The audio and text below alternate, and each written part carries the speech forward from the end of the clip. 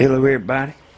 Today I'm going to do a Seafoam Marvel Mystery Oil and then spray Seafoam for the combustion chamber and lubricate the oil and do an oil change. I ain't going to do everything today, but I'm going to show you the starting of it, and this video will be made over a few days period of time.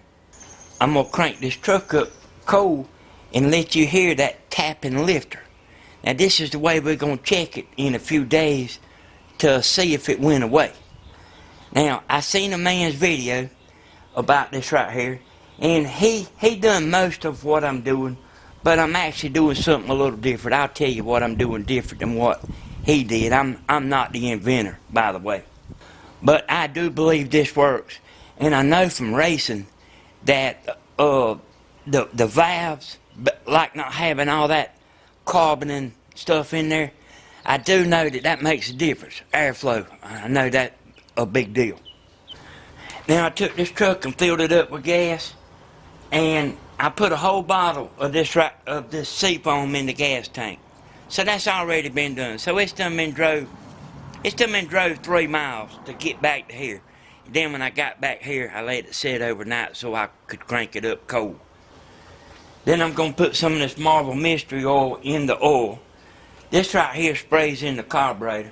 And this right here is what I'm going to put in when I change the oil. I got a new oil filter here and a gallon of oil. And I'm finna to crank this thing up and let you hear it. This right here, what this right here is going to be doing is this going to clean the inside of the engine. I don't think you want to run this on a regular basis inside of your engine, but it is good for cleaning it, like maybe if you abused it some. But that's what I'm going to do, is pour some of this in there and let it be cleaning the engine. That's why it's going to take a few days for me to do this video. I hardly ever drive this truck. And I'm going to show you this man's video of before, and here's his before he done some of this right here. Here it is.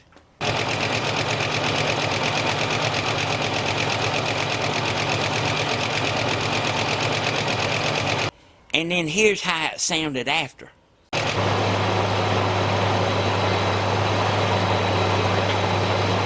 Yeah, and that's a lot of difference. And this truck runs good. Okay, here I go. I'm fitting to crank it up.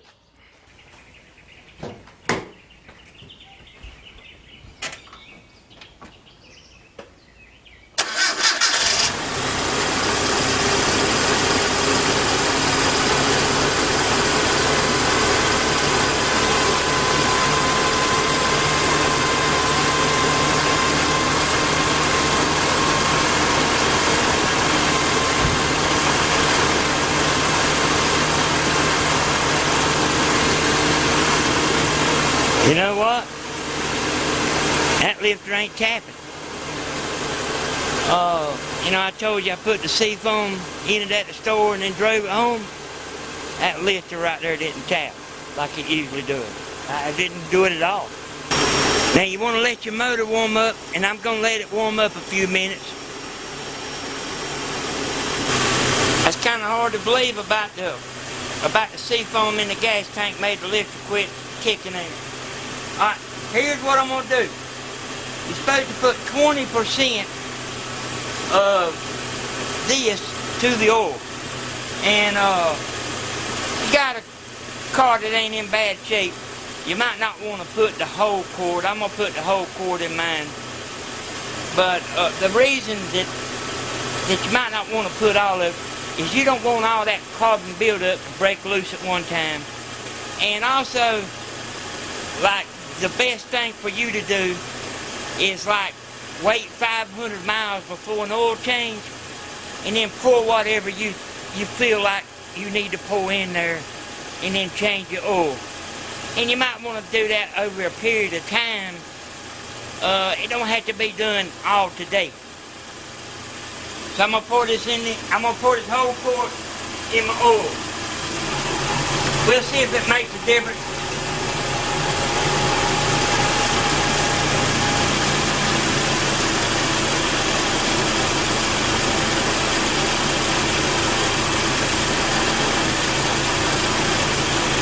See, I'm gonna run this right here. Then I'll be changing the oil and adding the Lucas and all that.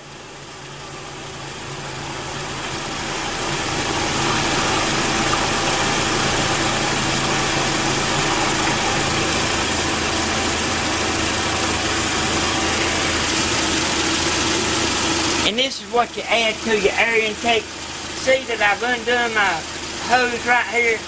I'm going to spray this in there. I'm going to spray the whole can. But now, I just telling you now, I'm fitting to idle it up because it's a pretty good dose for it. Alright, I'm going to spray this in there. I'm going to spray this.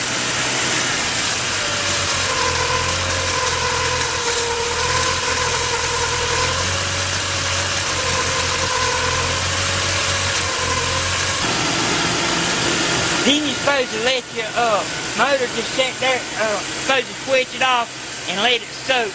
I'm fitting to do that.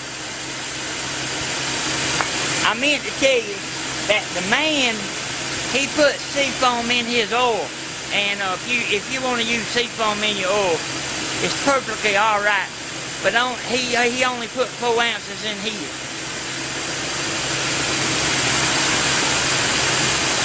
I'm going to put this back on.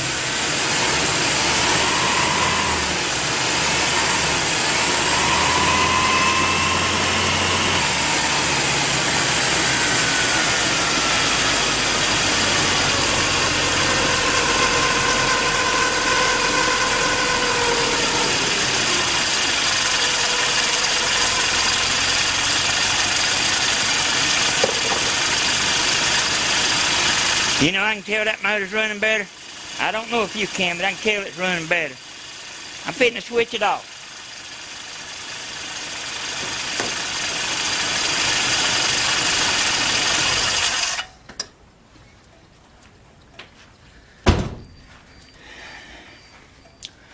Okay, what I'm going to do is I'm going to drive this truck a while, and then I'm going to change the oil and put that Lucas in there with the oil, and then that'll be the final step, and I'll come back and show you that at the end. It's about a month later. It took me that long to run that tank of gas out. My oil here is still hot. When you change your oil, let your motor heat up good.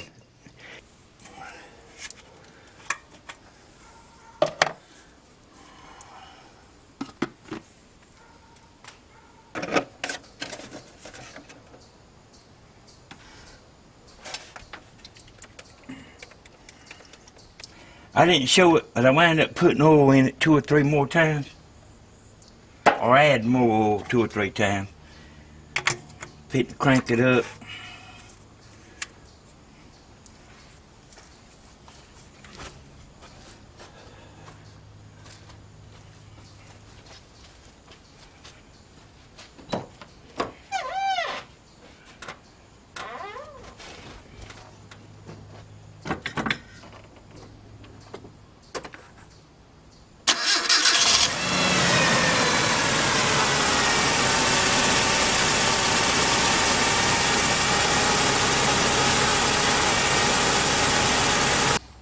Now that what you just seen there was the actual first crank up.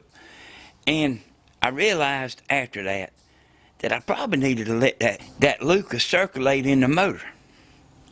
So I drove it, that was last night. I drove it down the road, 4 or 5 miles. I brung it right here and parked it right here. And you heard her? She wanted me to look up something on Google Earth. I'm going to show you before and after. I want to tell you, I sure hate I put that Seafoam in there before I filmed. Because that lifter was tapping. And that Seafoam fixed it. And the truck already run pretty good. So, but I'm going to show, but I don't know how much difference it's going to make before and after. Okay, I'm fitting to crank it up.